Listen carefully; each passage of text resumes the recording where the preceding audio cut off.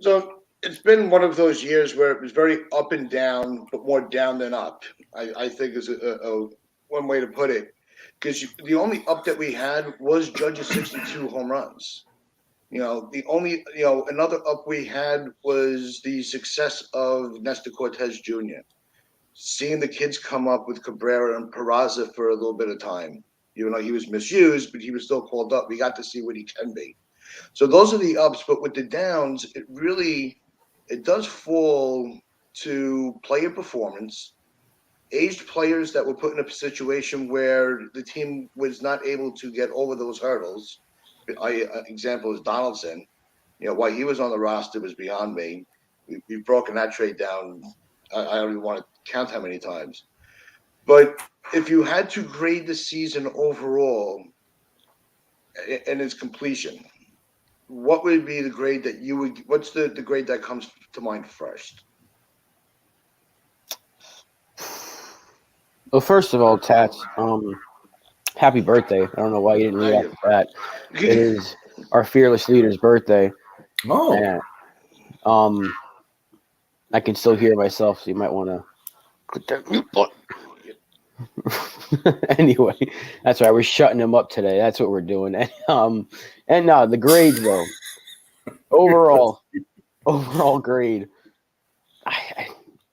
We had a winning season. We made the ALCS, but it's got to be like a C minus tops because we failed when it came to October. So I want to put it as an F. It would have been without Aaron Judge. So because of Aaron Judge and I guess Nestor alone, it's like a C minus. Donald? It's really tough because you're right. The Judge 62 was amazing. Making the ALCS in itself is, if discounting the sweep, if you were told beforehand that we made the ALCS, considering how embarrassing we were last year, getting knocked out in the wild card round and then having absolutely zero expectations going into this year, well, I certainly did, considering the terrible constitution of the roster that Brian Cashman gave us going into this year. I would say that making the CS would have been a success. I never would have thought this team would have made a World Series. I'm sorry. I thought the roster construction was dreadful. And I said it all through it, and I had no hope for this team. So in that respect, I guess it was progress. No, it wasn't progress. Because then we got swept, and it was the worst managed postseason I've ever seen in my entire life of watching the Yankees, which has been spanning almost 30 years. So if the postseason was an F minus or a Z, the regular season was maybe B minus. So put it together, C plus? We'll give it a C plus. Yeah, I agree with the C plus because that's what I would give. And the only reason it has the plus on it is because of what I said with them giving the opportunity to Cabrera as long as they gave it to him. The season that Judge gave us, Nestor Cortez, getting Sevy back on the mound, seeing what how he was able to bounce back, and he was pretty good when he came back. So I think that C plus is a fair grade, but you cannot go into that B mark because of the postseason and because of that summer stretch. That killed it. Oh, it's dreadful. So that's why I would say there is no possible way to give anything higher than a C. I think if you do that, then you really are not paying attention, or you're just a casual fan that thinks because the Yankees made the postseason that it was a success. Steinbrenner, it doesn't work that way. Kyle Steinbrenner's delayed. He's giving it an A. Yeah. Well, Steinbrenner's an idiot. He really is. Hal's giving it an A plus. He's giving it an A plus for the future. Hal Steinbrenner is delighted. Brian Cashman is delighted. Hal Steinbrenner can give us all the lip service he wants about how they're disappointed with the way the season ended, but they made a lot of money. They were selling out seats throughout the entire season. People were coming to watch them play, to watch, whether it was to watch Judge's history, whether it was because the Yankees were winning in the early stages. Even when the things were going bad, people were showing up to the stadium because they wanted to see Judge, they wanted to see Nestor, they wanted to see these guys. And then they had a bunch of games in the playoffs. So what was it? A total of 5 games we played in October in the Bronx. So that's a lot of money that went into Hal's pocket. So he's got to pay his bondsman. He's got to pay all of his other people. And about 20 million will go to the payroll next year for Brian Cashman. So there was a couple that was rained out, so that was more chicken buckets because they kept the fans in the stadium for about 5 hours. That was so some more chicken buckets for 5 hours. What else? Hal's jumping through the roof right now. Record numbers of viewership on Yes. So he's delighted. Remember when Randy Levine talked? It was like last month, and he was talking about the money that they've made and the viewership on Yes. I was like, oh, well, I think we can safely say what the goal of their business is. Yeah, nobody cares about what Randy Levine had to say about his money. Hal Cashman's doing his Scrooge McDuck dive every season into piles of money. That might be the best thing that ties us in all year. Congratulations, on your birthday. Nailed it. It's everybody. I get one special day a year. That's it. Scrooge McDuck. But it's fucking true. It's like not for nothing. We for the amount of money that we put into this team as fans, we deserve a superior product. I put it. There was this whole thing about, and we'll get back to the grading, but this has to be talked about. Is with the whole thing about us being spoiled that was going around on Twitter. Oh yeah. And I put my tweet out and I said what I said. If you want a picnic, go to the park. This is professional sports is competitive. We are very hard on our teams, rightfully so.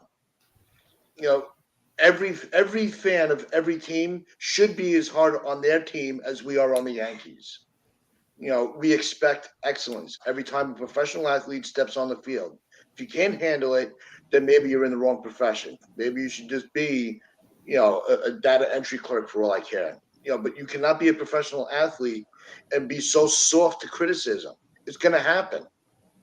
Yeah, so Andy Martino is a Mets writer, from what I understand, but he's talking to multiple unnamed Yankees who felt it was particularly brutal to play for the Yankees on October at Yankee Stadium, and citing Aaron Boone being booed, and then they're starting to interview Astros players who are like, "Oh, I can't believe we were talking about it in the dugout. We can't believe that Aaron Judge is being booed." Blah blah blah blah blah. Oh my God, this new narrative is unbelievable. I'm telling you, part of it is the Yankees needing to change the narrative, because the Yankees at the moment are getting flooded with absolutely furious fans, and they're like, right, well, we're gonna roll it back. That's what we want to do. We want to keep Cashman. We're 100% keeping Boone. So how do we change the narrative? Keep it off them. Oh well, who should we blame? Well, we blamed the players last year. Who should we blame this year? The fans. Well, blame the fans this year. So it's the fans that are getting it in the neck. And now there's unnamed players who are soft and don't deserve to wear the pinstripes going, oh, it's particularly brutal wearing the pinstripes. It's too heavy. And then they're interviewing unnamed people going, oh, yeah, I'm not interested in playing for the Yankees, blah, blah, blah. It is all spin. It's all narrative. Blame the fans. It's unbelievable. This organization never wants to take any responsibility for themselves, so they look for other avenues to blame. The wind, the rain, the roof, and now the fans. It's just diabolical. It's disgusting, and I'm ashamed. I'm absolutely ashamed. The audacity and disrespect to blame the fans. Meanwhile, if it wasn't for us, you wouldn't have that money in your freaking pocket. Mm-hmm. So why are you going to turn around and try to spin it as it's our fault because we have expectations that your father did? That's your father gave us these expectations. If you can't live up to your father's name, then we will. We might not have the pockets to put the people on the field, but we have the money in our pockets to get our asses in those seats, cheer, boo, whatever we feel like. Obviously, as long as nobody's getting hurt. 100%. I mean, come on now. This is bullshit. This ownership group needs to get off their ass and bring some prestige back to this team. It's a joke. And they let the media keep fueling the flame where now everybody's arguing with each other of who should stay, who should go, who's to blame, who's not to blame, who gets a pass because they hit this, who gets a pass because they hit that. Enough. We won a They're making championship. such a big deal of this Judge booing thing. I don't even think it's that much of a big deal. Everybody got booed in October. Fans were pissed. Fans were watching the whole team get struck out 40 times in like 3 games. So fans wanted a vent. And it wasn't just Judge, it was just a general booing. It's really, they're really focusing on this Judge thing, man, to make the Yankee fan base look awful. Now, there's always going to be 1 or 2 that are stupid, but we can't account for the singular fan doing 1 or 2 things. Just like that video that was trending, how evil Yankee fans for abusing IKF when he's driving. I saw one guy, and he didn't even say anything. IKF, you suck, was basically all I saw in the video, but it was the general how evil Yankee fans are. I'm getting very freaking sick of it. I really am. I really think this is this new spin, this new narrative. The Yankees Yankee fans have always been hard on their players. Derek Jeter had no problem with it. In fact, he said the Yankee fans are the best fans in the world, and he wouldn't have it any other way because they hold us to account, right? So if you don't like it, go somewhere else. There's Ohio, there's frickin' the West, there's the Midwest, there's Texas, there's places where no one cares. You go play there, no problem. There's different expectations here. It all started right before the season when they put out that hype video and they said no excuses. Mm-hmm. Right? That's what literally was one of the parts of the titles, no excuses. And then they did it again in October, said no excuses. What did they do all October? They made excuses for everything. Oh, well, we thought that was going to be a home run, but the wind. We didn't think Bregman hit it that well, but that's an excuse. You lost the game. You lost every single game against the Astros, and you came this close to losing to a much weaker, no disrespect intended to the Guardians, but they are not on the Yankees level. No one thought they were going to get there. If you look at the 2 teams and say which one is stronger, you're going to say the Yankees every single time. It's not a knock on Cleveland. They're a good team, but when you compare the rosters, the Yankees just had too much firepower to think that Cleveland could even compete, and they did, and they took us to the very limit, and they almost beat us. So everything was an excuse, and they started the season by saying no excuses, yet here we are talking about Yankee excuses. We're not making excuses. There's no Yankee fan saying, that's because of the injuries. Yeah. If LeMahieu was out there and Benintendi was out there, we would have won. No, we still would have lost. Guarantee we would have lost because Houston's that much better than us. They've been better than us for a while now. So I don't want to hear these excuses. And the only ones that are making excuses are the same people that said put out that hype video. It's ridiculous at this point. I'm sick of it. The fans are sick of it. And unfortunately, we're going to have to deal with more of this next year and the year after that because Cashman will be back. Boone will be there for at least another 2 years. So it's buckle up. Buckle up for the ride. It's going to be bumpy. I'm glad you brought that up, man, because Severino and Higashioka both said Bregman's home run was hit at 91 miles an hour. Aaron Judge flyout was 106 miles an hour. It's just bad luck, or was basically or it's just, it isn't fair, whatever. Baseball. Like, I mean, honestly, who cares about exit velo? I really don't care. Do you think anyone cares? Do you think they've got the exit velo for every home run hit in October prior to anything ever being put on statistic? You know, I'm pretty sure there's been times in the past 30, 40 years where fly balls go out of the park and maybe there's harder hit line drives that are outs. It's baseball. It's what happens, man. And also, you have to give credit to Bregman. He read what pitch was coming. He was ready for it, and he hit it. And he dispatched it the way to make sure that it was gone. 3-run home run. Don't take anything away from him for that. That was a perfectly hit home run. He timed it perfectly. And now we're going to argue over exit velo? Even when we brought it up, ridiculous. Even when we brought it up, one of the things that I pointed out was Bregman's home run went to left, Judge's went to center. You're in 2 different parts of the ballpark. The wind took it a certain way. That's what happens. Judge made no excuses. He said I should have hit it further to right. He said himself that I hit it to the wrong part. You're, as a baseball player and as a hitter, it's not all just hit and hope. The professionals know how to hit it to a certain place. You know, See, and that's what drives the older fans like me crazy with all this, with the exit velo and the launch angle and all, because it's all just a joke. It's just a joke.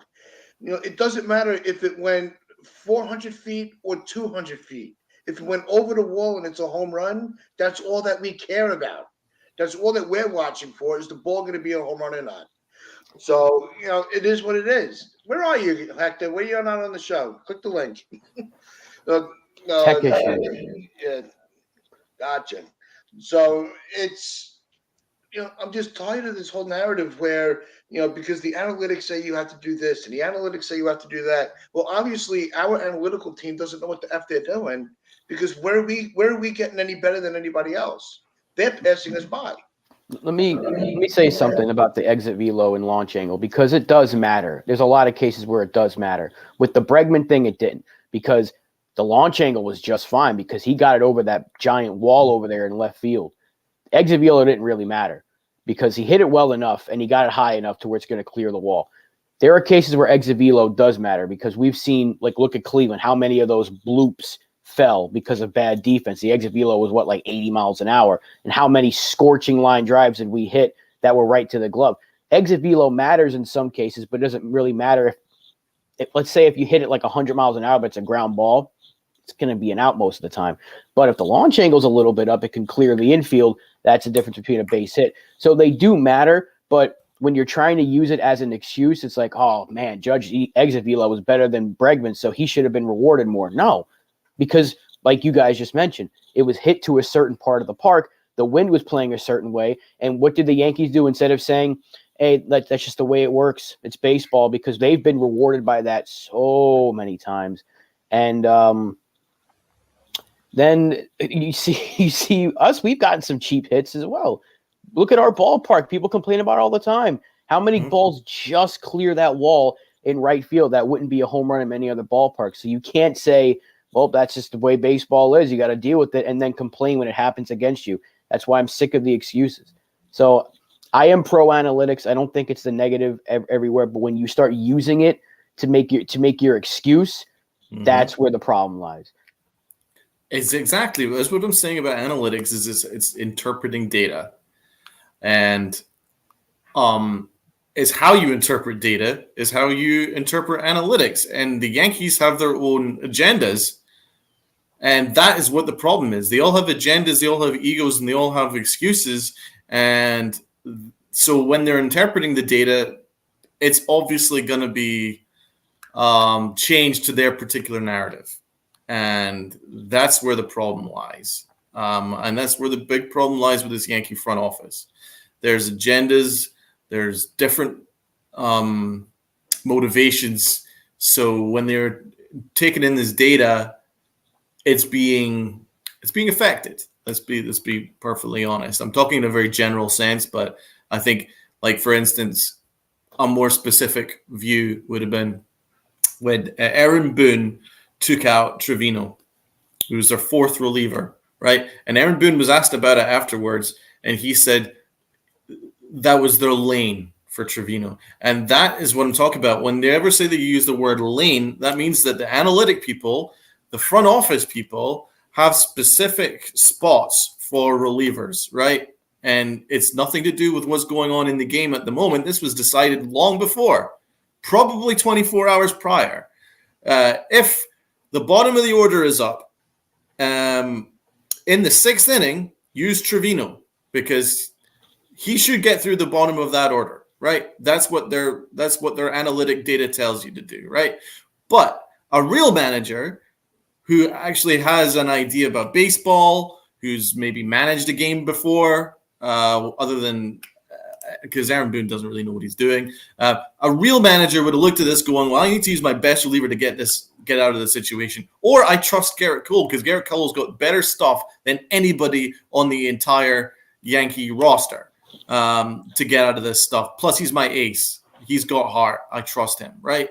That element of human element is taken away by analytics, right? So they had lanes, and that's what I'm talking about. When you interpret data, but you've got your own agenda, it's affected. You know, the Yankees, for whatever reason, have to stick with this agenda that analytics rules all and human element doesn't count. Well, I'm sorry, it does count. So you screwed up there, and it cost the Yankees that game in the postseason. It cost them multiple games in the postseason because they were only managing by what the data was telling them about pitching lanes. Is quite embarrassing. Well, that's where it really comes to where, as a manager, you're in a no-win situation. Because you're damned if you do, you're damned if you don't. If he leaves in Cole and the game gets blown out, it'd be like, well, why didn't you bring in your reliever if he was ready? You bring in the reliever, he blows it. Why didn't you leave in your starter? So it's a very tricky situation. I think you're giving Boone too much credit there, man. I don't think anyone would have. But if he was a manager that we had confidence in, we would have been like, you know what? Then let's just. He's been making the right calls all year. He's been pulling the right strings. This string this string broke and it didn't work out. But I don't think anyone thought that Trevino was the right option, man. You could have used Loizaga, you could have used Holmes, you could have used anybody, Wandy, you could have used any of the top 3 relievers, and it would have been better than their 4th choice reliever, purely because the analytics data told you that particular lane needs to be used for a bases loaded situation. Yeah, well, let's bring Hector into this from the Yankees Born and Brew. Salute. And, salute, brother. So we're glad that you came on at this point because, I'm sorry. I had to join with my cell phone. Sorry, I don't know what's wrong. No, you're all good. You're all good. Now, with the moves that Boone made, I saw you in the background, kind of shaking your head a little bit. What do you think about how the debate with when Boone makes the moves or not? It's frustrating because Boone seems like he's a nice guy, right? When it comes to him personally, he seems like he's a nice guy, but it's not working out when it comes to his on-field performance as a manager. If you look at from when we hired him, from replacing Girardi to now, every year, ever since we hired him to replace Girardi, it's been a regression. It hasn't been a progression. Girardi took us to Game 7 of the ALCS against the Astros, right? Boone took us to Game 6, and Boone took us to Game 4, and we got swept. We got destroyed by the Red Sox, right? We beat Cleveland in the ALDS, cool, copy. But when it comes to the overall progress, twice. Overall progress, there's no progress. It's just been regression, and it's been going backwards. So when you look at that point of view, Boone has to go. Because Girardi took us to Game 7 of the ALCS with a team that wasn't supposed to be there. So if Girardi, if the reason was, we feel we need to find somebody who could take us a step further, it's not Boone. I think that this was a Cashman power grab. When he hired Aaron Boone, I believe it was a power grab because he wanted to be like the quote unquote king of the front office and king of the organization. And the Yankees can't just win; they have to win his way. And his way was to have a manager who only answers to himself and the analytic people. And that was a power grab. He couldn't have a manager who partly manages by his gut or manages from experience. That's not what the analytics people wanted. They wanted someone that they could completely control and have an impact on how the game is managed. So as I've just learned from, and I mentioned it before, from John Boy Media, that they take decisions by vote. They certainly did in the postseason. Can you imagine that? So when that would certainly probably comes into how they manage the whole shortstop thing, right? Who's going to play shortstop today? Hands up for IKF, hands up for freaking Peraza. You know what I mean? And that was crazy to me. But that's what I'm talking about. You're not a fan of democracy, Donald? Not when it comes to this stupid freaking Yankee management thing. That's ridiculous. You can't manage like that. You know what I mean? What should we talk about in Prince Strike Chronicles? Rob says one thing, Tat says another thing. Hands up for one thing, hands up for another thing. You're throwing darts. They're throwing darts. It's like what was a South Park scene where they were like making a Family Guy episode and it was just a couple of monkeys that were just kicking things.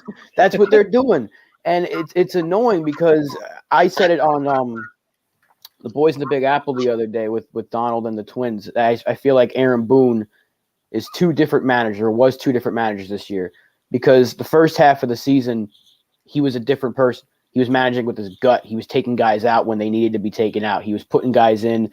The lineup was not changing once we got on a roll, the lineup was the same. And you're like, this is a different manager. I said, what did I say? Pinocchio became a real boy. And then we started losing again. And then he reverted back to the way he was in 2021 and 2020. You're like, Cashman put the strings back on him. So it's like, once they started losing, it's like Cashman took over and said, okay, well, now I have to take over. And that carried over into the playoffs because Boone was not making these decisions like that early in the season. When we were winning, you don't win that many games by accident. Even though Aaron Judge was great, there were other guys that were stepping up every single day as well. Even Aaron Hicks was having good months during the season. There were times where Donaldson looked okay. IKF was getting big hits. Trevino was on fire. Everybody was contributing. The bullpen, the rotation. It was like this team was flawless, and you couldn't criticize the manager. All of us on this show, very critical of Aaron Boone. We were all like, he's managing really well this year. This is a different manager. Once the losing started, it went back to the old way, and you're like, what is going on here? And Cashman put the strings back on him, and then it carried over into October. So it won't stop until Cashman is gone. I think Boone can be a good manager. I think he can be. I don't want him to be here forever, but I think he can be a much better manager than he is right now if Cashman just gets out of here and they have actual baseball people let him do his job, and they take care of the front office stuff. I mean, I agree with you 100% to agree. a point, but I actually think that Aaron Boone can do the job because a lot of the things that he did in October just make no sense to anybody, and the excuses that he made fell off always at the first hurdle, first stop, and it makes me think that actually, you know what, he's not cut out for this, but. Will he be better if he was given more leash? Yeah, of course. Because I'm sure something must have filtered down through his 3 generations of baseball family. But unless he's, completely the black sheep of the family, I'm sure some kind of baseball knowledge must have dropped down to him. So I think he'd probably be better. But a lot of the things that he did in October were a lot of things that no manager would ever do. And certainly stuff that even in the same spot that we were in, that would never happen. It's just like crazy. No, it's almost like, they let him walk to school for the first time by himself. And the first time that he tripped over the sidewalk and scraped his knee, Cashman decided to go back to holding his hand as he walked along. So they tried letting him do his own thing. And the first sight for them to be able to say, see, I told you can't do it by yourself. They're like, okay, now we're gonna hold your hand through the rest of the season, and everything went to shit. Yeah, 50-51. It goes to what Hector was saying. Everything every year's been a regression, not a progression. And to get back into the grade topic, because I was watching the beginning of the Morning Brew the other day, and you brought up a point that I think nobody's really talked about, and I was like, holy shit! I said we have to bring this up when you're on. And that was your assessment of Brian Cashman, and if he should come back or not. And I thought your reason was probably the best reason that I've ever heard for somebody like him, as angry as we are at him, to keep his job. So can you reiterate what you were saying about with Cashman and with the offseason? Big Blue, what it do? When it comes to Cashman, like I said, this offseason, it's a really important offseason for us, right? We got Aaron Judge, who's a free agent. We can't go into these conversations or these contract negotiations without somebody steering the ship, right? And as much as we do not like Brian Cashman, we can't wait for the Yankees to take a whole 2 weeks to a month to figure out who's going to replace Cashman while simultaneously trying to renegotiate with Judge and bring Judge back as a Yankee for the future. And when it comes to Judge, there was a conversation yesterday I was having with a reporter from NJ News. I'm going to bring him on the show next week. I don't want to say his name yet, but I don't think Aaron Judge is coming back. After the conversation I had with this man, I do not believe Aaron Judge is coming back for the simple fact of the day that Aaron Judge last played, Game 4 of the ALCS, Aaron Judge waited to about 1 o'clock in the morning before coming out and telling the reporters and everybody there, staff, thank you guys so much, right?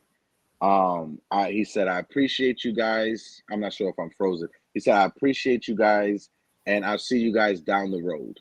He didn't say, I see you next year. He said, I see you guys down the road. And that reporter said the last time he felt something like that is when Don Mattingly retired in 1995. So from just having a conversation yesterday with that reporter, I do not believe that Aaron Judge is coming back to this team. That's terrifying, and obviously you can see my facial reactions. That's terrifying. But the truth is that all comes down to Brian Cashman, because Brian Cashman completely mishandled what happened last offseason.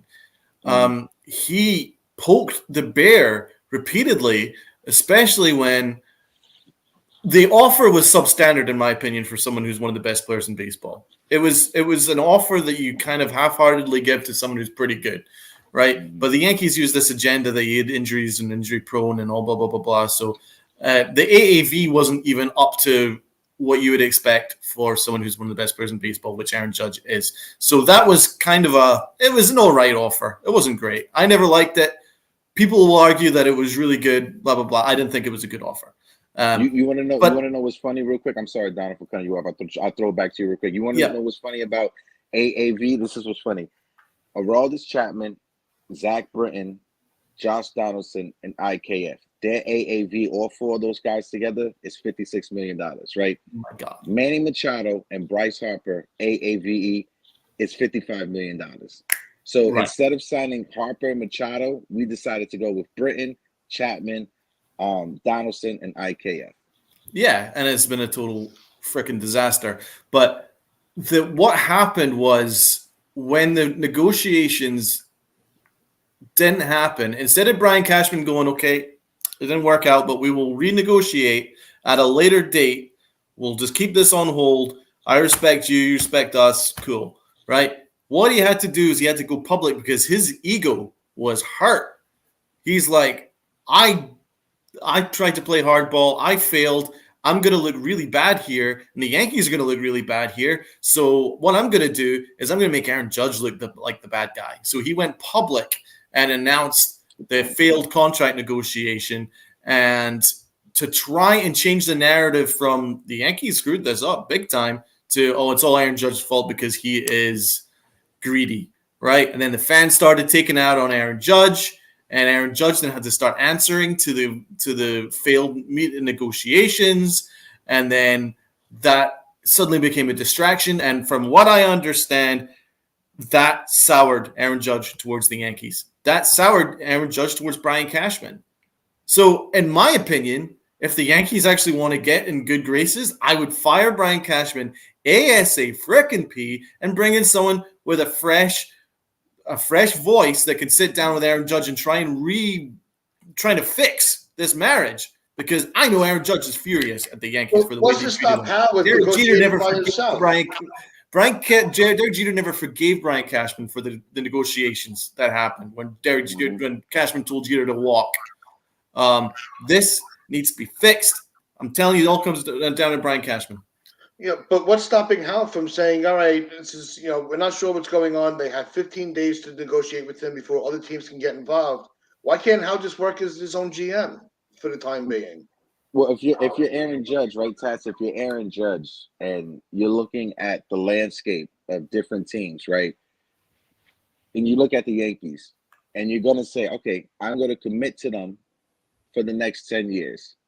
They don't even have a GM in place right now at the moment while we're having these conversations. Do I trust this team to make the moves that the team has to make in order to make sure I win a championship over the next 10 years, or am I going to be stuck in purgatory over the next 10 years by coming to this team? Because it's the same nonsense over and over and over again. You're cheap with certain players, but you're going to overpay for the veteran that is way past his prime. It's just ridiculous. And to Brian Cashman's ego, that's a great point, Donald. It really feels like, if you guys saw the Jordan documentary and the GM for the Bulls, that's the same type of ego that Brian Cashman has. You think that all the championships is only because of you. No, it's not because of you. It's because you had Jordan and Pippen. Amen. It's freaking man. It's been the thing with Cashman since 2009, because when he won a World Series with the team that was bought, literally, because we don't get there without CC and AJ, and Teixeira. I can't believe I forgot his name for a second. But what happened after that? He let Matsui walk, the World Series MVP, let him walk and got Nick Johnson to replace him. He let Johnny Damon walk. Okay. He got Curtis Granderson. That's fine. Got rid of Melky Cabrera, who was huge for that team. He added Javier Vasquez to stabilize the rotation twice. He got him for a second time, despite knowing he failed the first time. Nick Johnson as well, who was hurt the entire year. With an aging roster, Pettit was older, Posada was older, Jeter was older, A-Rod was older. The entire team was older. The next year, pretty much the same roster. He couldn't get Cliff Lee because they didn't want to give up Eduardo Nunez. Look how that worked out. So it goes all the way back to 10 years ago, these players that they don't want to pass up on. And we couldn't get Cliff Lee. Then 2012 happens. We get to the ALCS. We get swept because Jeter got hurt, and the team just fell apart after that. Missed the playoffs despite spending money. 2015, we get to the wild card game. Who beats us? The Astros. Go figure. 2016, he finally realizes we got to change it up a little bit, trade some players, get rid of some veterans, add to the farm system. Once he did that, and then 2017 happened, it was I think as great as a season as it was, 2017 might have been the worst thing that could have happened to this team because Brian Cashman's like, I can do this without having to spend money anymore because now I got the young players and we're winning and no one expects us to. So now it's his team. So he let go of Girardi. And I don't like Joe Girardi. I think he's Yankee fans overrate him far too much. But I was even saying, give him one more year. Just run it back. But once you got Giancarlo Stanton, you told the fans, we're back. The Empire is back. So now we wanted Garrett Cole. And you said, but I'd rather keep Chance Adams. So you didn't get Garrett Cole. And you let him go to Houston. And what happened? He dominated for 2 years, and then you finally had to pay $300-some-odd million to get him. He passed up on Harper. He passed up on Machado, but look at the way he spends the money. It goes all the way back to that World Series in 2009 when that happened, and then we failed to do anything after that. And then we had that 2017. He just said, this is my team now. I can do whatever I want. And everything he did after that was just so mind-boggling that he could have. He also didn't know that Verlander was available before he got traded to the Astros. He traded for Sonny Gray instead. Yeah, well, God forbid we got rid of Andujar and Frazier. Those were hot commodities back then, So otherwise, and Chance Adams, we brought that trade up the other day. Andujar, Adams, and Frazier. That's why we didn't get Verlander. And that worked out. The biggest non-trade that Cashman did was when the Miami Marlins was doing that fire sale back in 2007, 2008. The Marlins offered Miguel. We lost him. Sorry, I was getting a phone call. Sorry. He's back. The Marlins offered the Yankees Dontrelle Willis, Miguel Cabrera, and Mike Lowe for Phil Hughes, Ian Kennedy, and Austin Jackson, and he said no. And then he paid A-Rod again, and look where that. Bingo. We could. I remember that very clearly because I wanted Miguel Cabrera. I heard about those trades. I was like, make it happen. This guy is great. He's going to be here forever. Let A-Rod walk. And they said, A-Rod's back. They passed up on Cabrera. And what did any of those? Phil Hughes was good for the 2009 season. He was good out of the bullpen. But what did Ian Kennedy do for us? Austin Jackson was shipped out for Curtis Granderson, who they let walk for Jacoby Ellsbury. So, again, everything Cashman does, you can and he's been here since the 80s, so you can go back a very long time and pinpoint the moves that he hasn't made. He inherited. He was co-GM. He was assistant to Stick Michael, but so he was part of that team. But he inherited a really, really, really good team. Added to it, had a dynasty. What did they do after the dynasty team started to fall apart? We lost Tino. We lost Paul O'Neill, Brocious, all these other dudes that were a big part of that. What happened? We didn't win until they spent big money they spent big money every single year. Giambi didn't work out. They got Bobby Abreu in a trade, didn't work out. All these different free agents: Jeff Weaver, Jose Contreras, Loaiza, Kei Igawa, Raul Mondesi, Graham Garcia, Raul Mondesi. Wow, now we're going back. That's a name. It's just a joke. The track record shows that he should not have the GM position. It really does. But you could also make the argument that at least he's a GM that puts the effort in. It's a poor effort, but it's an effort nonetheless. So it's not like he's sitting around going, all right, there are moves that have worked. It's very easy. It's always easy to point out somebody's negatives more than their positives because we're a very negative society, especially as a sports fan. We're always waiting for the shoe to drop and the bottom to fall out. We try to, we don't get used to having a good thing for too long, because, there are no dynasties in sports anymore. So I mean, listen, I actually respect Brian Cashman up until that power grab in 2017. I actually rated Cashman as one of the best executives in sports up until the power grab where he fired Joe Girardi and then he had to hire his puppet. That's when it changed. Do you guys agree? No, I think I thought that getting rid of Girardi was 1 year was 1 year premature. He was within an inch of getting to the World Series again. All right, give him a 1 year. Look, we'll give you a 1 year deal, and we'll see how it goes. Yeah. Let him say if he wanted to come back for 1 year or not. Put the ball in his court.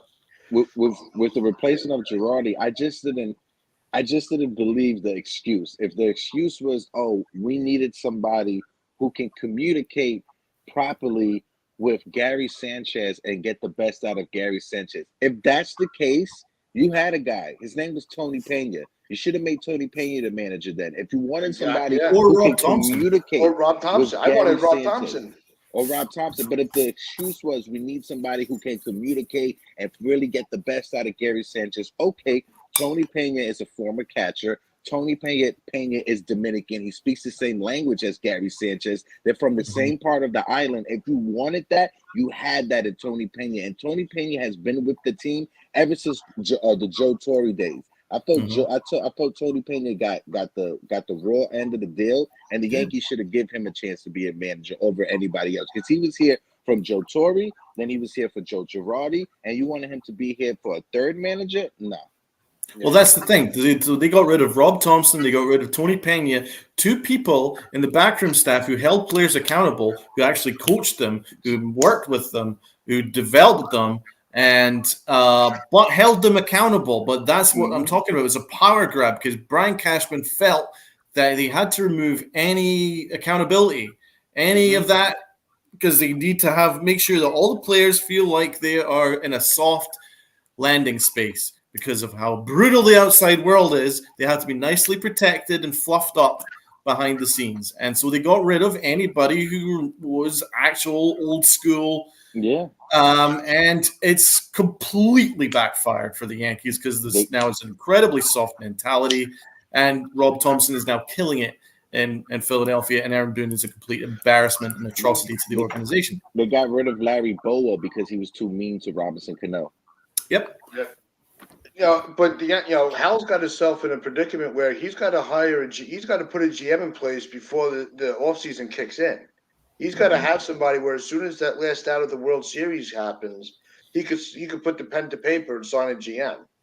So he better get off his ass now. It's going to be Cashman. No, it doesn't. I don't care who it is at this point. Just get as long as they're getting Judge back in that if they're able to retain Judge in the Yankee uniform. That's their priority. You cannot afford, the fan base will never forgive the Yankees for just letting him walk. If it's a hard negotiation and he decides he wants to go home to San Francisco, okay, it's going to suck. It's going to be painful to see it, especially because I don't know if anybody's caught the schedule for next year. The season starts against the San Francisco Giants, game 1. It's almost written in the stars. And in the Bronx. So shall we as a group get through our regular season, postseason grades for our guys before this goes on forever? Yeah, I know. Hector's got are you doing your show today, Hector? Yes, it's the debut episode of the Knicks Morning Brew. So Donald, get ready. Knicks Morning Brew is Monday, Wednesday, and Friday. So whenever you want to come on to talk Knicks, Donald, the more than welcome to. Rob, I'm not sure if you're into basketball, but if you are, you're more Nets welcome fan to as well, brother. It's Brooklyn for me, and that's pretty heartbreaking right now. Trash. You got Ben Simmons, though. You got Ben Simmons. I don't know. If I drank, I would take a sip right now. Yeah. But Tats, bro, happy birthday, my guy. I'm sorry that I joined late. I was having some technical difficulties. I do apologize. But, bro, It's all happy good. birthday. 21 looks really good on you, brother. Yeah, right. I More don't like remember 201. 21. At the age of 22, I couldn't remember 21. Yeah. But it's all good. I appreciate it. No, and you and I have really become really close friends over the last month or so, and I'm glad that you were able to come on and hang out. But if you were to grade the Yankee season overall, because we talked about that when we were starting out, so we already gave ours in. But your overall grade of the Yankee season, how would you grade it? Oh, I know it was disappointing in the postseason getting swept by the Astros, but if I would have to grade it, I'm still giving us an A for the simple fact that Judge gave us probably one of the best seasons I'm ever going to see in my lifetime in IRL, right, in real life. So 62 home runs. The summer of Judge this past summer, I went to 6 different Yankee games. He homered at 5 of the games that I went to at the stadium. Um, I'm giving this season an A. I'm not giving it an A plus. I'm just giving it an A just from what we got out of Aaron Judge. We were very harsh. We didn't get over a C. I give it a C plus. No, I think that's why everybody was looking at me weird when I said, "Hey, I'm so sorry." Kelly, that's my wife. Good morning, happy birthday. I love you, baby. Thank you so much. Oh, So we always said that I made the statement before you even came on. I'm like, anybody that gives this team above a B doesn't know baseball. I'm so sorry. I'm sorry. But no. It's. I just don't. I can't see where anybody with the only reason that I gave him a C plus. The plus was because of Judge and Cortez and calling up the kids. Mm-hmm. But when you have the August that they did, when you have a struggling postseason, you're lucky you even made it to the LCS. And then you just got embarrassed like you didn't even belong in the game. All right, I'm gonna give him a B. You have to low grade that. I'm changing it to a B. I'm changing it to a B. Just also too, fun fact, and this is why Josh Donaldson, he can't be on the team next year. He's been exposed as like the biggest fraud and the biggest fake tough guy in all of baseball. Ever since that incident with the Chicago White Sox and Tim Anderson, the Yankees finished the season 50-51. Yep. Oof. That's embarrassing. He was 1,000% the one that said, "I can't believe the way the fans are reacting." I guarantee you, guaranteed. He was the one. He was the whistleblower. He was Mr. Tough Guy, Mr. Mohawk at 36 years old and fighting people and trying to start issues with play. And while the team was winning, he was trying to start problems and got suspended and all that. And he's probably the one who was like, "I feel bad." So I really wish he was gone. He can't go back. You know what? New Yorkers hate a rat. We hate a rat. Mm-hmm. If you can't keep your mouth shut, then you're on your own island. Hector, how much time do you have before your show? Well, I actually got to dip out within the next couple of minutes just because I got to see what's wrong with my laptop before I. Could you run through some of the grades that you have for our players? Yeah. So Judge, I'm giving him a B. Garrett Cole. After the postseason, Garrett Cole stepped up and showed that he's truly the ace. Even though bases loaded, I would have kept him in that situation. I'm giving him a B. Nestor Cortez is getting an A. Jose Trevino is getting a B. Anthony Rizzo is getting a B. John Carlos is getting a C only because he wasn't healthy for the entire season, right? So I can't give John Carlos more than a C. Josh Donaldson, he needs that grade that like we need to speak to your parent. That's the grade that's the grade that Donaldson gets.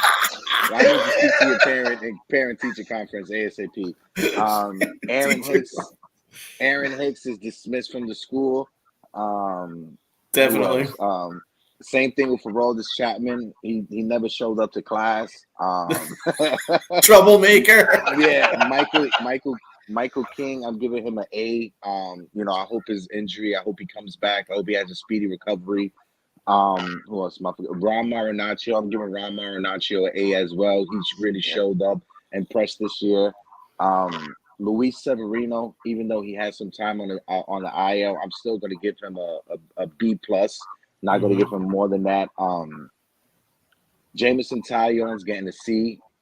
Bye. Jameson Taillon's not coming back next year. And these are the things too. Also with Cashman, he makes trades for pitchers that aren't aces. He said potential to be a good number 2. Like James Paxton was trash.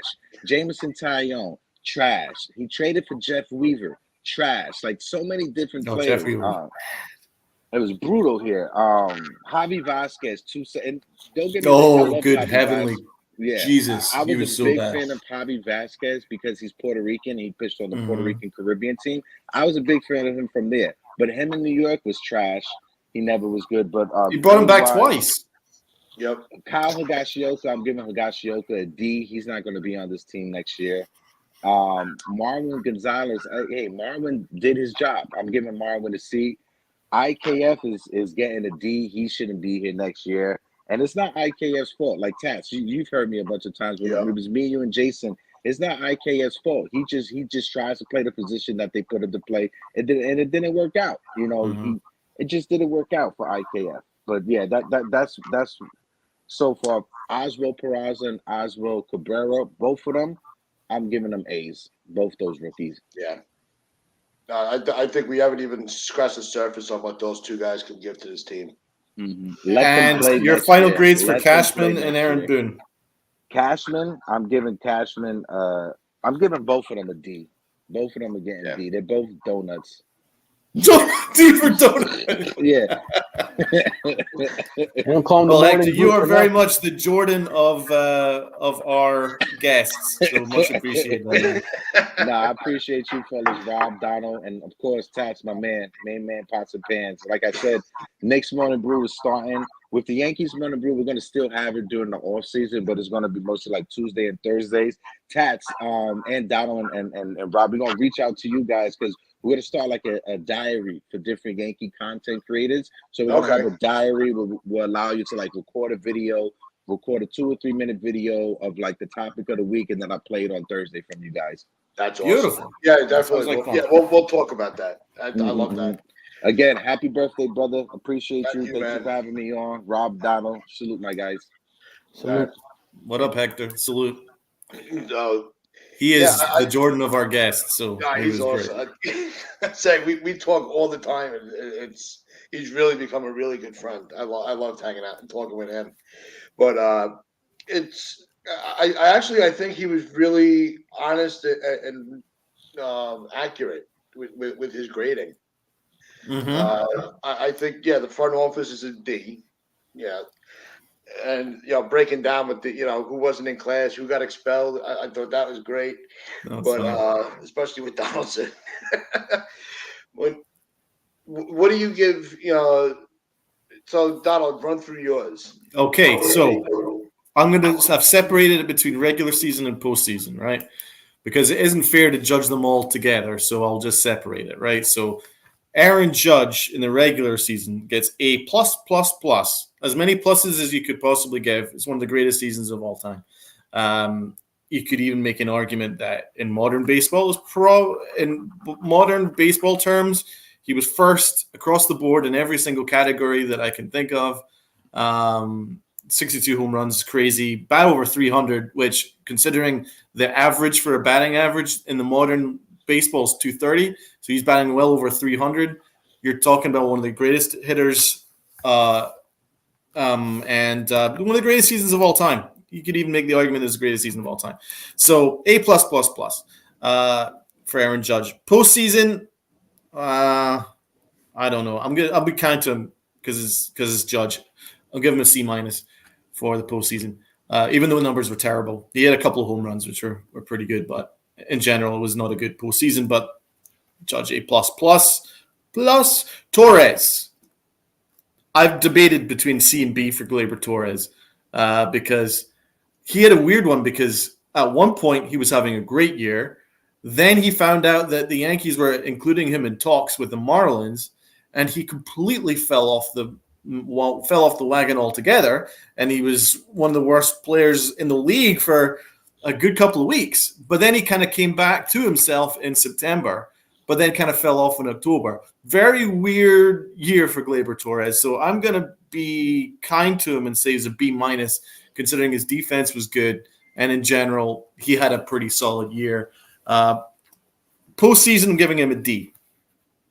Rizzo, B across the board.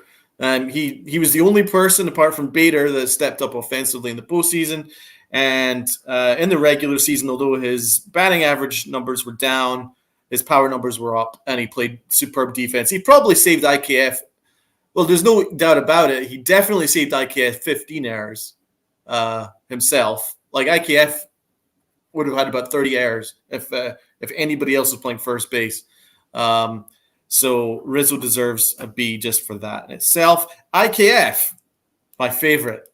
I can't field. Mr. I can't field, I'm giving him an F for the regular season and an F minus for the postseason. An F for FU, IKF. JD, Josh Donaldson. I'm giving him a D for the regular season. D for Donuts, pretty solid. The only reason why he doesn't get a flat F is because he did play excellent gold glove caliber defense. He gets an F for the postseason. He was a complete and utter disgrace. Next one, Ozzy.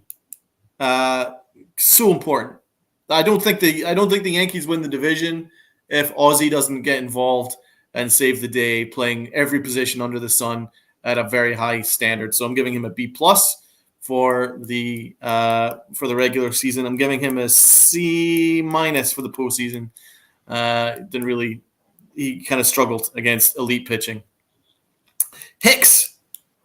Oh my God. Well, I did that video that about Hicks just dropping the ball and watching it for a while. That just deserves an F in itself, and he gets an incomplete for the postseason.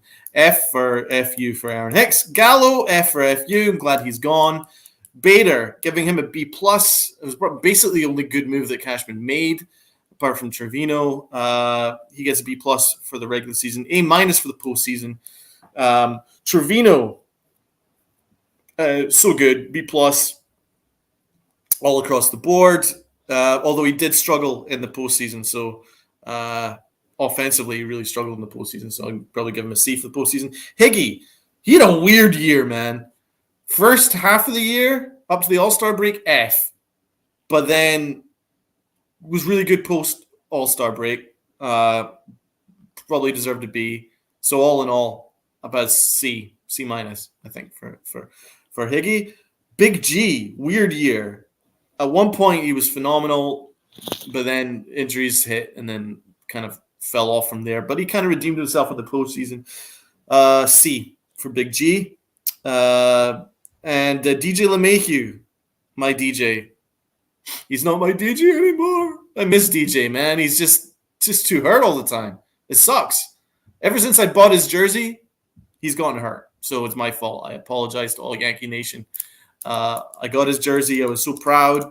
I love my DJ, and he has been hurt ever since, and he's struggling to bat 260 as opposed to his normal 340. So that hurts a lot. So he gets a C. Peraza. The Yankee organization won't like this because they're trying to this narrative that he's not ready. He gets a B plus. He was excellent, absolutely sensational. Benny from the Bronx. Aaron Boone had no idea what to do with him. Played him everywhere, all over the order. Ridiculous. He probably didn't put his best foot forward purely because of the bad management. Gets a C plus. Moving on to the pitching. Cole, C plus for the regular season, A for the postseason. Nestor, A regular season, B postseason. Tyon, B minus regular season, B postseason. Gumby, I'm glad you're gone, D. Never liked Gumby, sorry. Montas, F. That's just failed. It hurts because I wanted him to be good, but he was hurt when Brian Cashman traded for him, no doubt. Sevy, B regular season, B plus postseason. Bullpen, Chapman, F for FU. He was ridiculous. Marinaccio, that's a tough one. I'm giving him a B. Wandy, solid B plus. what a weird year for Loizaga. F first half of the year, second half of the year, A minus. So I'd probably just give him a solid, what do you think, B minus, something like that for him. Let's get to the management. Oh, and Holmes. Holmes was a weird one. I don't know how to judge Holmes because every game that I went to, Holmes blew. So I have a I have a personal disinterest in Holmes for all the money that I spent going to Yankee Stadium, and he cost me at least a win. So he was good though. He was like an A plus during the first half of the year, and then an F for the rest of the year. Postseason, he was good again. I'll give him a B minus. Boone and Cashman. Boone for F for the regular season, F minus, absolute disgrace, disaster, shot out of a cannon. Aaron Boone for the postseason. Cashman, F's all around. F regular season, F postseason. He's still muted. I don't think. There he goes. I figured you would have jumped in while I was muted. But, all right. Yeah. Rob, go with your grades. I'll go last. All right. So the A's, Aaron Judge, Nestor Cortez. That's really it. I'm trying to think of like who else would possibly get an A. Marinaccio. I don't think he played enough for me to give him the A, although I would love to him get an A. Michael King would get an A for sure. So Judge, Cortez, Michael King. I would go with the A category. B's, Anthony Rizzo, Gleyber Torres, Marinaccio, I'll put in that realm. Clay Holmes overall had a good year, even though the second half he kind of bounced back in the playoffs, so he pitched a lot better in October than I thought he would. So I'll give him a B. Scott Efros would have been an A had he stayed healthy because he was lights out for us. Lou Trevino was pretty good, so I'll give him a B. Giancarlo Stanton will go with a C. I think I said Gleyber Torres already. Yeah, B. Josh Donaldson, I don't even want to grade him because I can't stand the guy. Aaron Hicks, same thing. Aaron Hicks, Josh Donaldson, and Aroldis Chapman, they are on a different level of hate for me. Mm-hmm. Me to too. where I don't want to grade them because I'm going to say something that I'm going to regret. And I almost just said it, and it would have been incredibly offensive, so I'm going to not say it. So what does it rhyme with? No, because it's going to be. Tell us off air now. I'll tell you off air. Now I lost my train of thought. Who else? Who am I missing? Garrett Cole, B. Jameson Tyone, C+. Sevy, B. Even though he was hurt, he still pitched really well when he was out there. Clark Schmidt, I'll give him a C+, because he did his job. Marvin Gonzalez, same thing, C-, did his job. IKF, I can't blame him for what happened. He was put in a position where he was just bound to mess up in a position for failure. So I'm gonna give him a C+ though, because he played to the back of his baseball card, which is an average player, and it's fine for what he brings to the table. Am I missing anybody else of significance? Trevino, A, because he did more than I could have imagined. Higgy, D+, maybe a C-, because he still offered very good defense towards the end of the year behind the plate, to where it didn't matter if it was him or Trevino, you were getting elite catching. He really picked it up, as Donald mentioned, the second half of the year. And the bat started to come around a little bit. Still not reliable, but his bat started to come around. Kids, Ozzy and Peraza.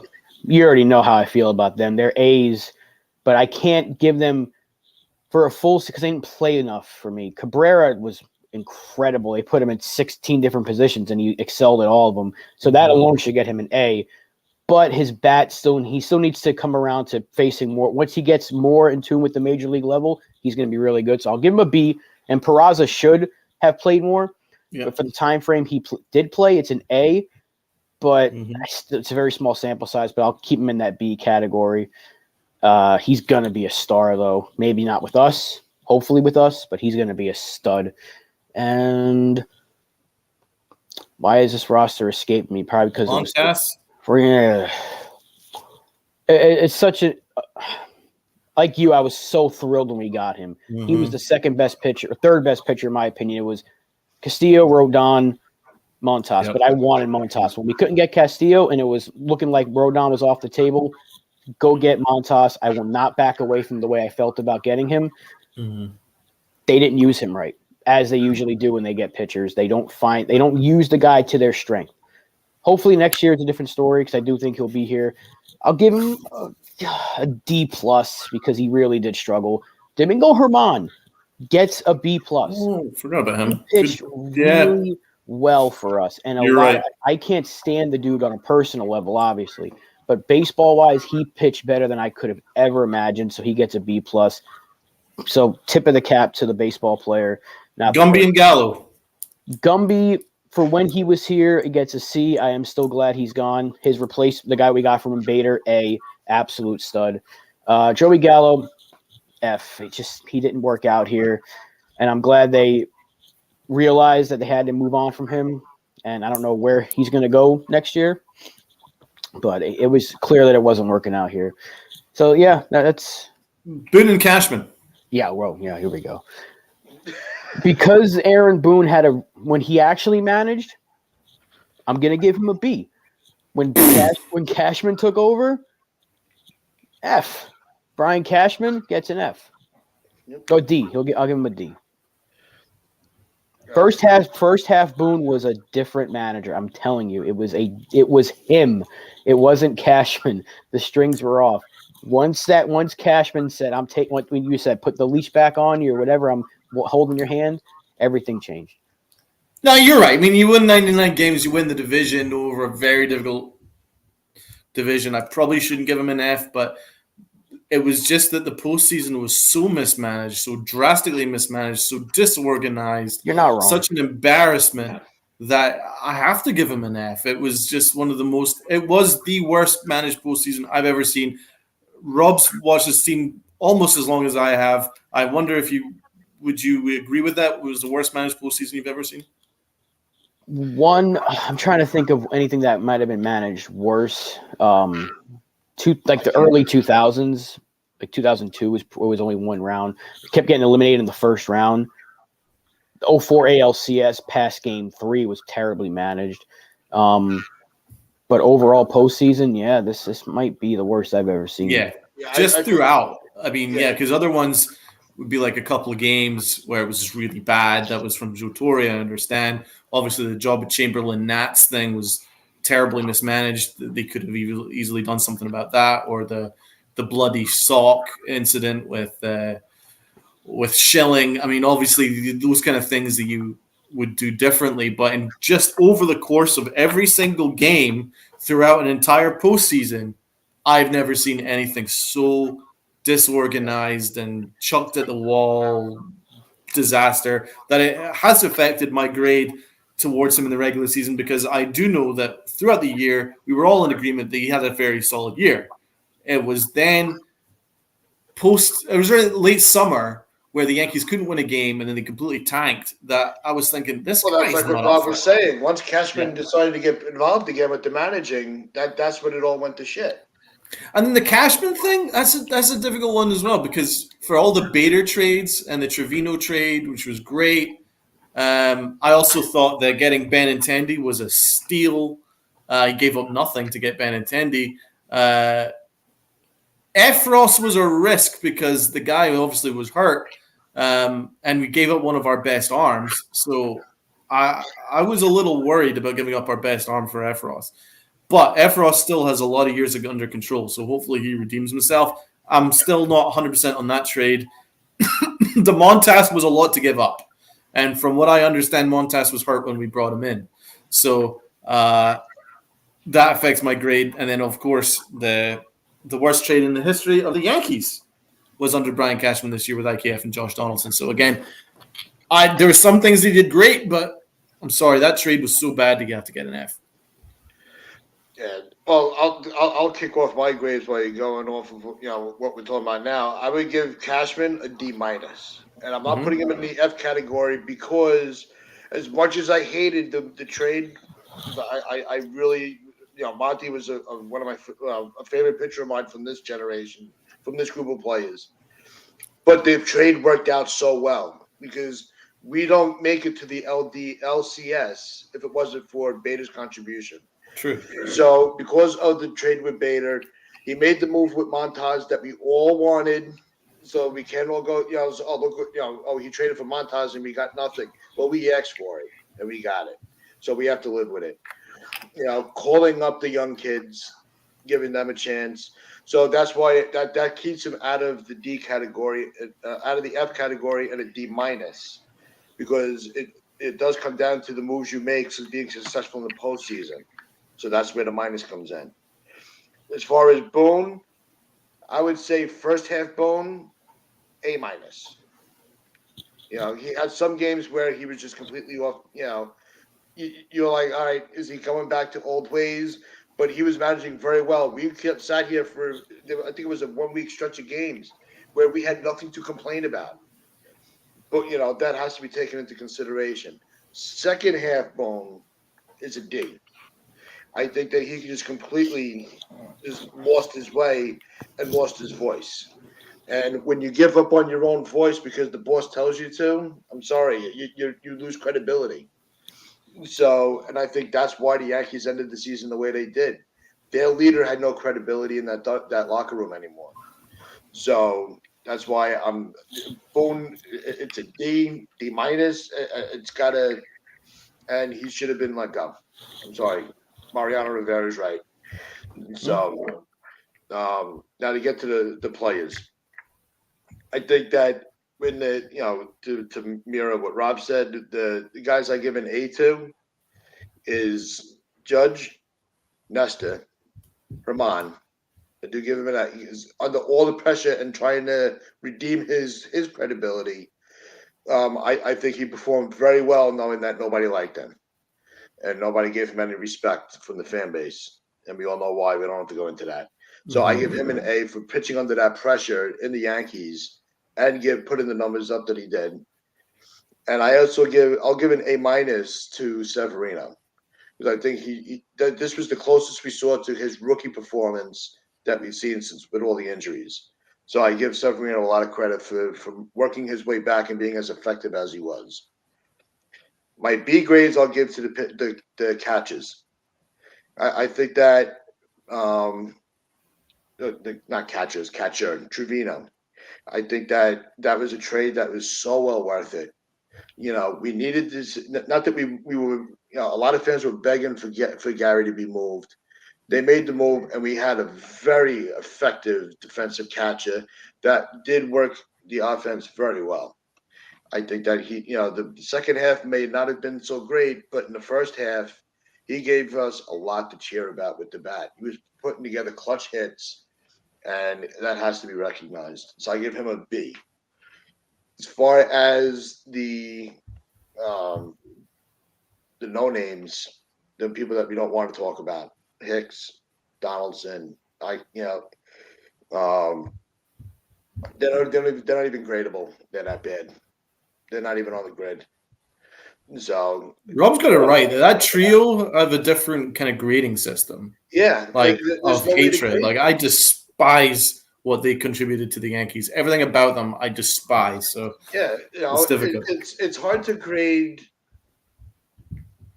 When you got like Gallo and Monty, were they here long enough to really be graded? I don't think so.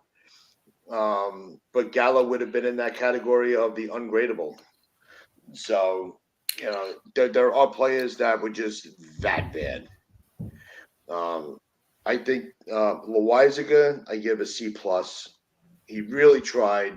I think it was the injury really did set back his numbers. I think if he stayed healthy the whole year, we're looking at him in a very different light. King is a B. I think that he was phenomenal.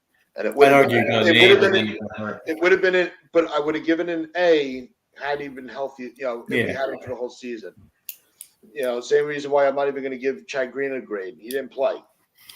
And it really pushed these guys into roles that they weren't necessarily. They might not have been mentally ready for, but still rose to the occasion. So maybe B plus for King. We haven't mentioned Clark Schmidt. I gave him a C. No, Rob C rated plus. him. Yeah, I'd say a C. I wasn't, he came into some key moments and was able to get us through some tough spots, but overall, I haven't seen that. I haven't felt like you had, where I'm screaming at the TV. Just bring it, why aren't you bringing in Schmidt? I haven't had that moment with him yet, so I don't want to grade him too high. I mean, I blame the Yankees though because Oh, it's the way remember they. he's used, but Well, no. Remember they sent him down when he had an ERA in yeah, the twos, Multiple uh, times. possibly even the ones at one point. He was locked down. He was pitching beautifully, but the Yankees had to bring in Abreu. Remember him? And it was all because of Cashman's ego because he traded Abreu to get in Trevino, but then was like, "Oh, I could get him back for free." All right. Well, sorry, Marinaccio. Sorry, Schmidt. I know you guys have been locked down. You haven't given up a run in about a month, but and he brought in Abreu, who blew a number of games, and then the Yankees were so proud of themselves for having Abreu. So then when they finally did call back Schmidt, Schmidt struggled, and then they again messed around with him being a starter and a reliever. So I don't blame Schmidt at all. I'd give him a B minus, but he was really bad in the postseason. But again, Aaron Boone put him in a situation where he could never succeed with the bases loaded and less than 2 outs. So of course he was going to fail in that scenario because it's all about Aaron Boone and all about Brian Cashman's ego. So I like Schmidt. I think Schmidt's got really good stuff, but I don't think he's a middle reliever. I think he's a starter. I think he's a back end starter with a wicked curveball that they should be working with. But the Yankees have their own agendas. So yeah. And where was that? Where did I leave off? Glaber, C plus.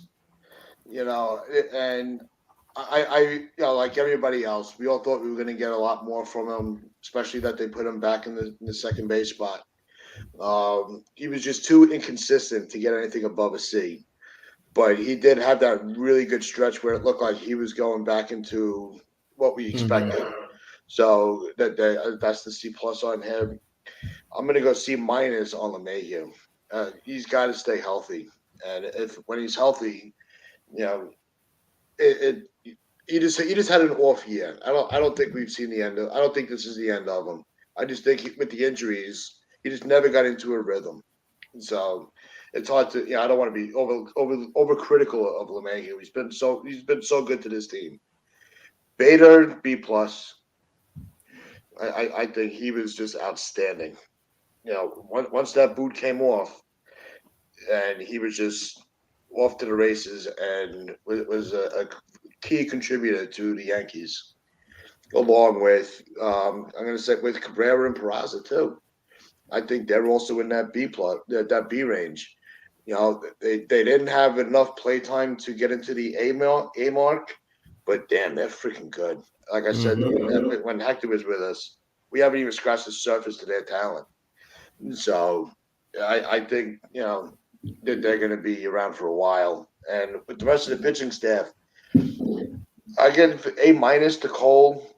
He did show that he was the ace. He can carry this team. But please, next year, stop with the freaking home runs, please. Yeah, I mean, the way that Cole pitched in the postseason changed my view of his regular season. He is an ace. He was the reason why we made the CS. He won 2 games single-handedly, and we only won 3 games the entire postseason. Right, so he was the reason why they won 2 of them, and he was very unfortunate to have been taken out by Aaron Boone when he was pitching beautifully. In fact, their stuff was better against the Astros than it was even against Cleveland, but Bader and Judge ran into each other, and then that caused a couple of unearned runs. It was unearned runs. It wasn't his fault. It's Cole is one of those. It was a very strange year. It really was, and it was. But you also with the postseason, like you said, that changed the whole image of. It was like you could erase a bad regular season or a rough middle regular season with an excellent postseason, and vice versa. So, and I think that's what Cole did this year. Hmm. So, with the rest of the bullpen, Clay Holmes, C plus. You know, he was when you start to struggle, and I think next year, if he's able to pick up where and be what he was in the beginning of the year, then he'll he'll be able to raise his grade. But Holmes was tricky because he was so high. We were so high on him, and then it just came crashing down. But I don't think I think he's one of those. It's hard to grade, in my opinion. What else am I forgetting now? We've been talking for so long. I think we've I think we exhausted every avenue here, haven't we? I think our fans are falling asleep. An hour and 20 minutes. I think we've hit our cap. Let's wrap this thing we up. definitely have because we got a lot to do. I mean, I still got a busy day ahead of me. Not a busy day, but a long day. Let's wrap this That up. is going to wrap things up for us today. If you've been with us the whole time, God bless you. But in the comments, let us know what grades that you would give to people on the team, and go check out the Knicks Morning Brew on KOD Media on YouTube. Monday, Wednesdays, and Fridays we'll be doing this Knicks chat. Tuesdays, Thursdays will be the Yankee chat. And so go check out their channel. They're awesome, and the chats are always top. And so wear your pinstripes, your pride, and play hard.